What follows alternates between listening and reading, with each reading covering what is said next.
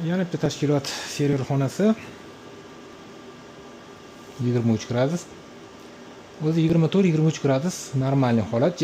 Agar issiqdek tuyulsa 22 ga tushirishingiz mumkin. Undan past shart emas. Hozirgi texnikada oldingidagi 18-16 gradus temperaturani talab qilmaydi. Zamonaviy texnikada issiqda ishlashga mo'ljallangan. Shuning uchun konditsioner ham qiynamaydi. 23 gradus eng ideal va normal holat server xonasi uchun. Xo'p. Demak, bugun qiladigan ishimiz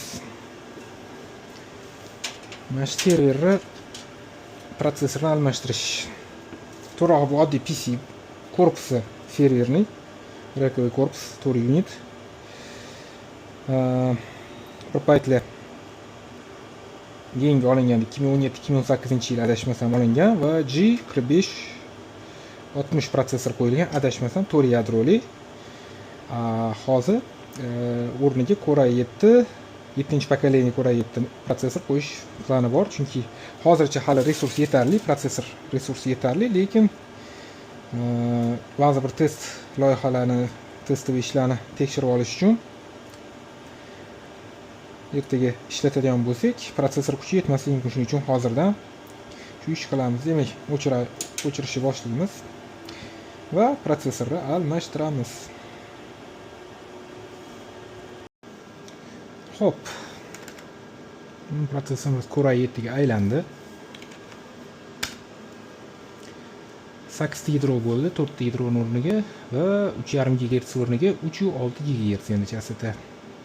Xohlasa endi zo'r ishlaydi. Bu xonada operativkani ham almashtirib oldik, chunki bitta operativka 2400 MHz, ikkinchisi 2133 MHz edi. Endi ikkalasi ham 2400 va standart, ya'ni ikkalasining chastasi bo'yicha ishlaydi. Ikkita operativka qo'yganda agar chastasi ikki xil bo'lsa, eng past chastasi qaysi bo'lsa, o'sha bo'yicha ishlaydi. Shuni ham hisobga olib qo'yishingiz kerak. Umuman olganda oddiy PC bazasidan server qilib beramiz. Linux, Windows farqi yo'q. Talablarga qarab, texzadaniyaga qarab sistema ko'tarib beramiz. Faqat oldindan aniq nima xohlayotganinglarni bilsanglar bo'ldi. Tashkilotlarda ko'pincha oddiy PC bazasida qilib beramiz. Agar tashkilot imkoniyati cheklangan bo'lsa, har holda yangi server olish juda ham qimmat. Eng slabi haqiqiy server olaman desanglar ham. Shuning uchun birinchi oddiy PC dan boshlab ko'ringlar. Agar biznesingizga yaxshi yuradigan bo'lsa va talabingiz kuchayib, yaxshi tushum bo'ladigan bo'lsa, keyinchalik haqiqiy server olsangiz bo'ladi. 2016-yilda bitta obyektga xuddi shunaqa boshlaganman. Hozir boshida bitta oddiy PC bazasida web server ko'tarishgan. Internetga bog'liq bo'lgani uchun hamma proyektligi sekin-sekin hozir mana 3 ta serverligi bor, haqiqiy 2 ta HP, bitta Dell serverligi bor, haqiqiy. Eski server bo'lsa yaqinda pensiyaga chiqardik va pensiya chiqargan deganda ham server sifatida emas, endi backup sifatida ishlayapti. Umuman backup sistemalarni ham qilishingiz kerak. Server qilgandan keyin, chunki bilib bo'lmaydi, har xil holat bo'lishi mumkin. Har doim infrastrukturada backup sistema bo'lishi kerak. Ya'ni serveringiz bormi, uni yonida bitta backup ham ko'tarishingiz kerak. Mana xuddi bizda ham mana yonida bitta PC turibdi. Mana bu ikkita serverni backup qilib o'zida saqlaydi. Yaqinda yana bitta bu yoqqa server keladi.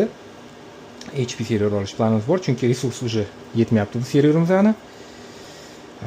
Talab oshib boryapti. Zaproslar ko'p, shuning uchun yana bitta server qo'shiladi va backupda yana bitta 4 terabaytlik, 5 terabayt, 6 terabaytlik hard disk qo'yamiz va unga backup quramiz.